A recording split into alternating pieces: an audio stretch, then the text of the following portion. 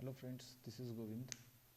आज मैं आप लोगों को केक PHP 3 का इंस्टॉलेशन के बारे में और इसके साथ कैसे फेमिलियर हो, इसके थ्रू वेबसाइट कैसे डेवलपमेंट हो, इसके बारे में कुछ बताने जा रहा हूँ। तो सबसे पहले इसका इंस्टॉलेशन के बारे में जानते हैं। इसके इंस्टॉलेशन के लिए आपको एक कंपोजर की ज़रूरत पड़ेगी, जिसको आप इस दिए हुए लिंक से क्लिक करके डाउनलोड कर सकते हैं।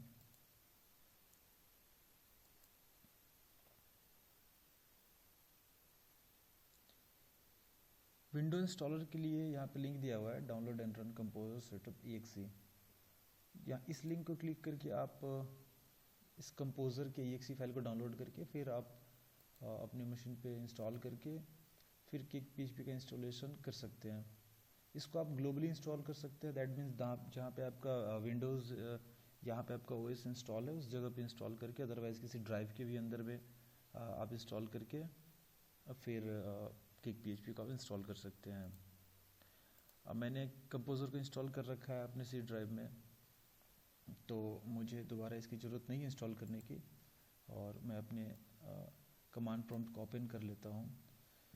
कमांड प्रॉम्प्ट को ओपन करने के बाद आप अपने जैम फोल्डर के अंदर चले जाएं, htdocs के अंदर आप चले जाएं और फिर htdocs के अंदर फिर आपको केक PHP की इंस्टॉलेशन की ज़रूरत पड़ेगी।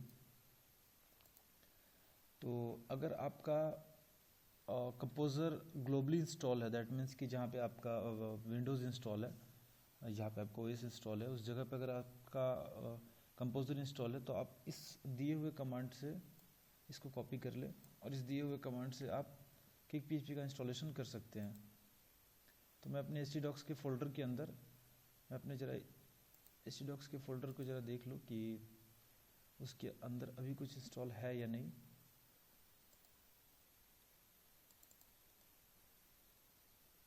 तो ये मेरा D ड्राइव है और इसके अंदर मेरा एक फोल्डर है वेब के अंदर htdocs, और इसके अंदर मैं केक PHP को इंस्टॉल करने वाला हूँ। तो मैंने जो अभी जिस कमांड को कॉपी किया था उस कमांड को आप कंपोजर CMD कमांड प्रॉम्प्ट के अंदर पेस्ट कर दें और इस ऐप अंडरस्कोर नेम इसको आप डिलीट कर दें और जिस नाम से आप प्रोजेक्ट क्रिएट करना चाहते हैं वो नाम आप यहाँ पे दे दें। लेट्स से मैं मैनेजमेंट इस नाम से प्रोजेक्ट क्रिएट करना चाहता हूँ।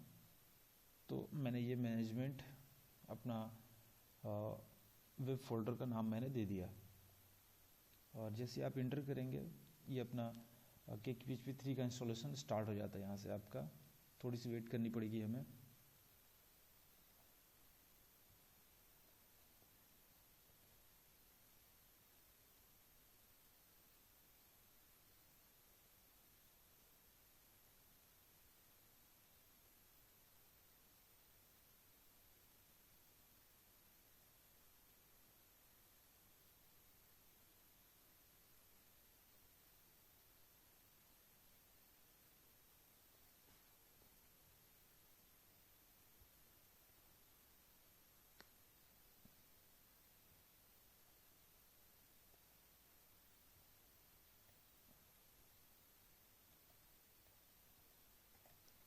फ्रेंड्स, जब तक ये डाउनलोड होना स्टार्ट हो रहा है तब तक मैं आपको केक PHP 3 के बारे में कुछ बातें बता दूं।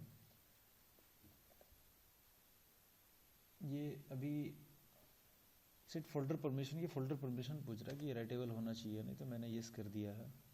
आई थिंक ये अभी डाउनलोड कर चुका है केक PHP के फोल्डर को। देखिए, ये देखिए मैनेजमेंट नाम का मेरा प्रोजेक्ट यहाँ पे डाउनलोड हो चुका है using cake PHP 3।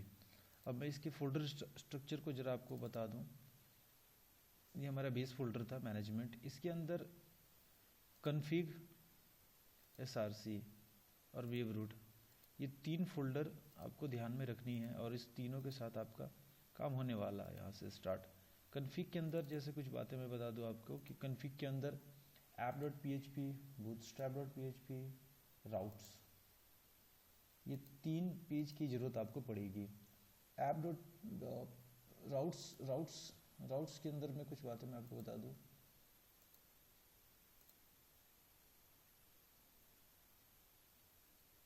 Sorry, notepad plus plus के साथ मैंने इस फाइल को ओपन कर लिया और राउट्स बेसिकली करता क्या है, राउट्स इज़ नथिंग, बस ये हमें ये कमांड देता है कि हमारा जो राउटिंग होगा, जो हमारा STXS जो जैसे हम इसको डिसाइड करेंगे वो हमारा किस हिसाब से होगा। लाइक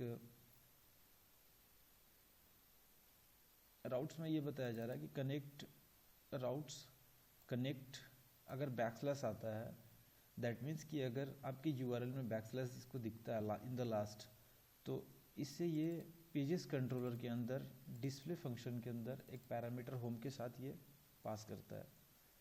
दैट मीन्स कि अगर आप कुछ नहीं देते हो, बैकस्लैश सिर्फ आपके URL पे रहता है लास्ट में, तो ये पेजेस कंट्रोलर को बिलोंग करेगा, पेजेस कंट्रोलर में इसको रिडायरेक्ट कर देगा ये। और आप अपने राउट्स को यहाँ से बना सकते हो। अगर आप चाहते हो कि मैं बैकस्लैश के बाद अगर मैं होम दूँ तो फिर ये कहाँ जाना चाहिए। चलिए फ्रेंड्स, मैं आपको इसके बारे में थोड़ी देर के बाद बताता हूँ, नहीं तो थोड़ा कॉम्प्लेक्स हो जाएगा। तो राउट्स को मैं थोड़ी देर के बाद आप लोगों को बताता हूँ। सबसे पहले app.php में आपको बता दूं कि app.php बेसिकली करता क्या है। ये डिबग आप एक एरर देख रहे हैं रिटर्न के अंदर में, एक डिबग दैट मीन्स कि जब आप डेवलपमेंट मोड में होते हैं तो आपको अपना कमांड देखना है कि उसमें एरर आ रहा है या नहीं, तो आप इस डिबग को ट्रू करते हैं। दैट मीन्स कि अगर किसी तरह की एरर होती है तो आपको वो पता चलेगी। अगर आपने फॉल्स कर दिया तो आपको वो एरर नहीं दिखेगी। यहाँ पे आप एक देख रहे हो की है सिक्योरिटी, जिसके अंदर में सॉल्ट एक इसका की है और ये सिक्योरिटी सॉल्ट का वैल्यू है। ये बेसिकली सिक्योरिटी फीचर है किक PHP 3 का। इसे आप अगर किक PHP 3 में ये ऑटोमेटिकली अपडेट हो जाता है, अदरवाइज आप मैनुअली भी इसे अपडेट कर सकते हो। ये आपके सिक्योरिटी पर्पस के लिए इसे यूज़ किया जाता है। इसके बारे में भी आपको बाद में बताता हूँ। मैं इसके डेटाबेस कनेक्शन के बारे में आपको पहले बता दूँ कि डेटाबेस को इसके साथ कैसे कनेक्ट करेंगे।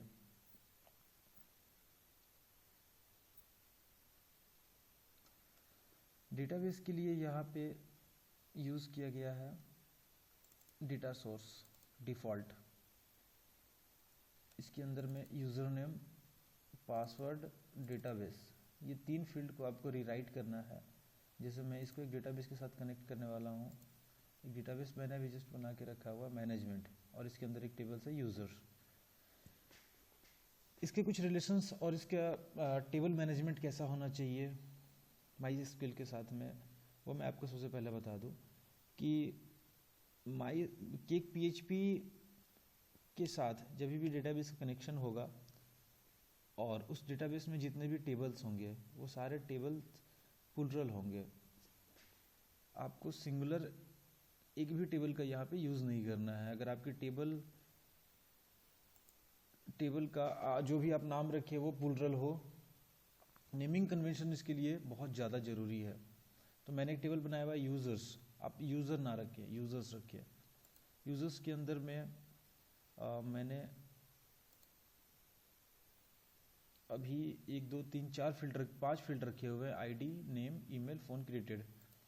अब मैं इस डेटाबेस को इसके साथ कनेक्ट करके किक PHP अपने मैनेजमेंट प्रोजेक्ट के अंदर कनेक्ट करके मैं इस टेबल के साथ में मैनिपुलेशंस करने वाला हूँ। तो सबसे पहले मैं अपने मैनेजमेंट जो डेटाबेस है मेरा, इसको मैं किक PHP के साथ कनेक्ट कर दूँ। और मेरा यूज़र नेम है, इसके लिए कुछ नहीं है, रूट। पासवर्ड मेरा ब्लैंक रहेगा, पासवर्ड मैंने सेट नहीं किया हुआ है। और मेरा डेटाबेस है मैनेजमेंट, इसको मैं सेव कर दे रहा हूँ। यहाँ मेरा डेटाबेस का कनेक्शन हो गया। तो डेटाबेस की कनेक्टिविटी के लिए आपको app.php फाइल की ज़रूरत पड़ेगी। app.php फाइल के अंदर में आप डेटा सोर्स जो एरे का की है, इसके अंदर आप यूज़र नेम अपना सेट कर दे, जो आपने डेटाबेस का यूज़र नेम रखा हुआ है। पासवर्ड जो आपके हैं वो पासवर्ड पुट कर दे यहाँ पे। फिर जो आपका डेटाबेस का नाम है वो डेटाबेस का नाम इस डेटाबेस वाले की में रख दे। और मैं इस अपने मैनेजमेंट जो मेरा प्रोजेक्ट अभी बनाया मैं उसे ज़रा देखता हूँ ओपन करके। तो लोकल होस्ट मैनेजमेंट।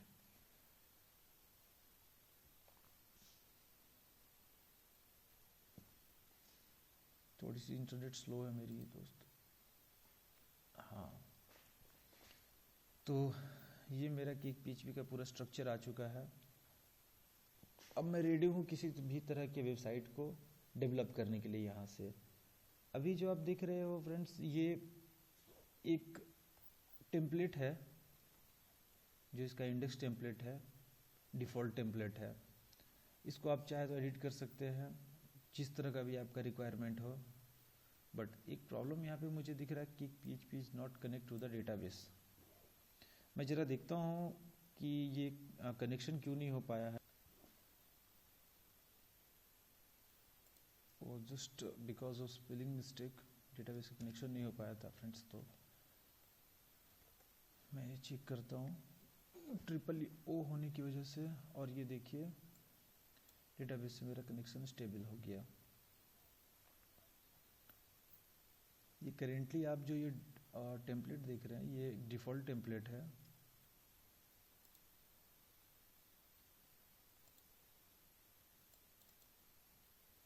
एक डिफ़ॉल्ट टेम्पलेट है। वो डिफ़ॉल्ट टेम्पलेट किस जगह से रीलोड होके आ रहा है वो मैं आप लोगों को दिखाता हूँ। SRC के अंदर आप जाइए। इसका फोल्डर स्ट्रक्चर मैं जरा आपको बता दूं कि SRC के अंदर आप कंट्रोलर, मॉडल और टेम्पलेट, ये 3 फोल्डर देख रहे हैं। कंट्रोलर, मॉडल और टेम्पलेट। कंट्रोलर का बेसिकली वर्क है क्वेरीज करना, डेटाबेस के साथ कंडीशंस करना, क्वेरीज के साथ कंडीशंस करना, क्वेरी रन करना, ये सब कुछ। मॉडल्स दैट मीन्स कि ये डेटाबेस का एंटिटी बनाएगा। और अगर डेटाबेस के साथ किसी तरह का कंडीशंस करना है तो आप मॉडल के अंदर करेंगे, चेकिंग्स करेंगे, कौन सा फील्ड के साथ वैलिडेशन करना है, वो सारी चीज़ आप मॉडल्स के अंदर कर सकते हैं। और टेम्पलेट दैट मीन्स कि ये आपका HTML फाइल है। HTML फाइल का एक जगह है जहाँ पे आप HTML फाइल्स रखते हैं इस टेम्पलेट के अंदर में। तो टेम्पलेट के अंदर में जब आप जाते हैं तो यहाँ पे आप एक देखते हैं लेआउट दैट मीन्स कि ये वाला आपका एरिया है लेआउट। और इसका लेआउट से रिलेशन इस तरह से है, जब आप अपने वेबसाइट को डेवलप करेंगे तो जो आपका पेज होगा, फ्रंट पेज होगा और उसके बाकी उससे रिलेटेड जितने सारे पेज होंगे, वो सारा पेज आपका किस जगह पे आप रखेंगे, उसको टेम्पलेटिंग कैसे करेंगे, उसका ये सारा कुछ आप लेआउट में डिफाइन कर सकते हैं। ओके, तो लेआउट के अंदर आप एक देख रहे हो default.ctp।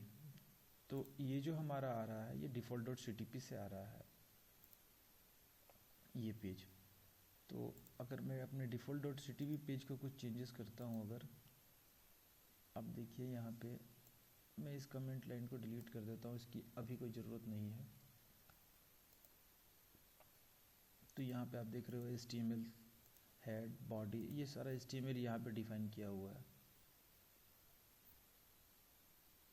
और इसके अंदर आप एक देख रहे हो दिस फ्लैश रेंडर, और नीचे एक सेक्शन है, ये बूटस्ट्रैप फ्रेमवर्क को यूज़ करता है अपने अंदर। तो ये बूटस्ट्रैप का है अंडर ये सेक्शन टैग। और फिर फुटर दैट मीन्स फुटर का एरिया हो गया, ये बॉडी का एरिया हो गया और ये हेडर हो गया। हेडर के अंदर में CSS और HTML यूज़ किया गया है, ये सब कुछ यूज़ किया गया इसके अंदर। और फ्रेंड्स ये जो आप देख रहे हो एक कमांड है यहाँ पे this flash render, that means कि ये बेसिकली काम कैसे करता है। ये सबसे पहले डिफ़ॉल्ट टेम्पलेट को लोड करेगा।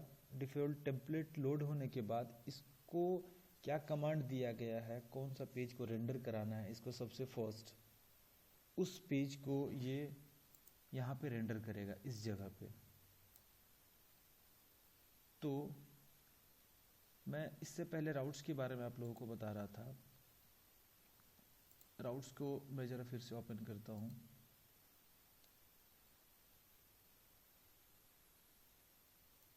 तो राउट्स होंगे कॉन्फ़िग के अंदर, यहाँ पे राउट्स में ये बताया जा रहा है कि अगर कुछ नहीं मिलता है तो पेजेस के अंदर डिस्प्ले फंक्शन के अंदर जाना चाहिए, पेजेस कंट्रोलर। तो ये बाय डिफ़ॉल्ट ये पेजेस कंट्रोलर को लोड कर रहा है। अगर पेजेस कंट्रोलर के अंदर हम लोग चलते हैं, कंट्रोलर दैट मीन्स होना चाहिए आपका एसआरसी के अंदर, कंट्रोलर एक फोल्डर है उसके अंदर पेजेस। तो पेजेस के अंदर अगर हम लोग चलते हैं तो पेजेस के अंदर एक फंक्शन लिखा हुआ है डिस्प्ले, जो कि अभी राउट्स में बताया गया था। पेजेस के अंदर एक फंक्शन डिस्प्ले, तो ये इस डिस्प्ले फंक्शन को कॉल करके और इसके अंदर एक पैरामीटर लेके होम, और फिर ये होम पेज के कंटेंट को डिस्प्ले कर रहा है यहाँ पे, जिसको आप देख सकते हो पेजेस कंट्रोलर के अंदर। और फिर बाकी टेम्पलेट्स का आगे फिर क्या प्रोसेस हो मैं आप लोगों को बताता हूँ। फ्रेंड्स, जब भी हम एक कंट्रोलर को कॉल करेंगे और उसमें किसी भी फंक्शन को कॉल करेंगे और उस फंक्शन को यूज़ करके अगर हम एक HTML पेज को दिखाना चाहते हैं, तो जिस नाम से हम एक फंक्शन को बनाएंगे, हमारा HTML पेज भी उसी नाम से होना चाहिए। जैसे मैंने यहाँ पे डिस्प्ले फंक्शन के अंदर मैंने होम पैरामीटर भेजा, तो होम नाम से मेरा एक HTML पेज, मेरा एक होम के नाम से एक HTML पेज होना चाहिए। अगर मैं यहाँ पे यूज़र्स लेट्स से अगर यूज़र के कंटेंट्स को दिखाना चाहता हूँ, यूज़र्स टेबल के कंटेंट को दिखाना चाहता हूँ, तो मैं अपने फंक्शन का नाम बनाऊँगा यूज़र, और फिर जो मेरा HTML पेज होगा वो एक यूज़र के नाम से HTML पेज होगा। तो मैं आप लोगों को भी ये दिखाता हूँ कि पेजेस कंट्रोलर के अंदर डिस्प्ले फंक्शन के अंदर जो पैरामीटर होम जा रहा है, उससे वो पेज मेरा कहाँ पे है। तो आप SRC के अंदर टेम्पलेट के अंदर चले जाएं, और मेरा जो कंट्रोलर है वो पेजेस कंट्रोलर है। तो जिस नाम से कंट्रोलर आप बनाते हो, उसी नाम से आपको टेम्पलेट के अंदर फोल्डर बनाना पड़ेगा, जिस फोल्डर के अंदर आप अपने HTML फाइल्स को रखोगे। तो मेरा जो कंट्रोलर है वो पेजेस कंट्रोलर है। फ्रेंड्स, आप यहाँ पे देखिए पेजेस कंट्रोलर खुला हुआ है मेरा। अब पेजेस कंट्रोलर होने की वजह से मुझे एक टेम्पलेट बनाना था पेजेस, और मैं जो पैरामीटर पास कर रहा हूँ होम, वो मेरा यहाँ पे है। अगर मैं इस होम को डिलीट कर दूँ और कुछ और पास करूँ तो वो मेरा कॉल होगा। जैसे मैं पेजेस के अंदर मैं एक फंक्शन बनाता हूँ जिसका नाम मैं देता हूँ पब्लिक फंक्शन इंडेक्स।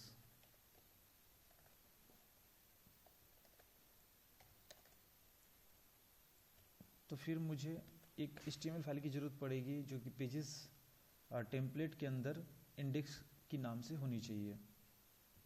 तो फिर मैं पेजेस जो मेरा टेम्पलेट है पेजेस, उसके अंदर जो मेरा टेम्पलेट है पेजेस, इसके अंदर मुझे एक इंडेक्स फाइल की ज़रूरत पड़ेगी। और फ्रेंड्स, इसके अंदर जो इंडेक्स फाइल मैं बनाऊंगा उसका एक्सटेंशन होना चाहिए .ctp। तो मैं एक टेक्स्ट डॉक्यूमेंट ले लेता हूँ और इसका एक पेज बनाता हूँ index.ctp,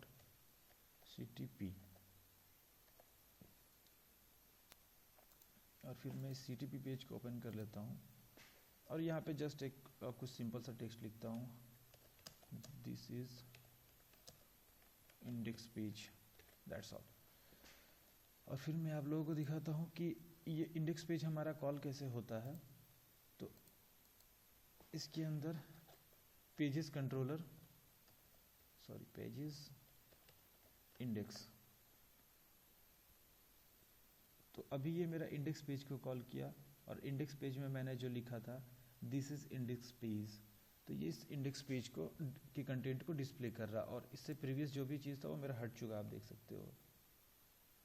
मैं इंडेक्स को अगर हटा दूँ और कुछ ना दूँ, तो ये बाय डिफ़ॉल्ट जो कंट्रोलर मेरा राउटर में सेट किया हुआ है उस कंट्रोलर को कॉल करके, और उस कंट्रोलर में जिस फंक्शन को डिफाइन किया गया है उस फंक्शन को यूज़ करके उसके टेम्पलेट को ये यूज़ कर रहा है। तो फ्रेंड्स, आज के लिए इतना ही। नेक्स्ट वीडियो में मैं कुछ आगे की और स्टेप्स और दिखाता हूँ कि PHP के साथ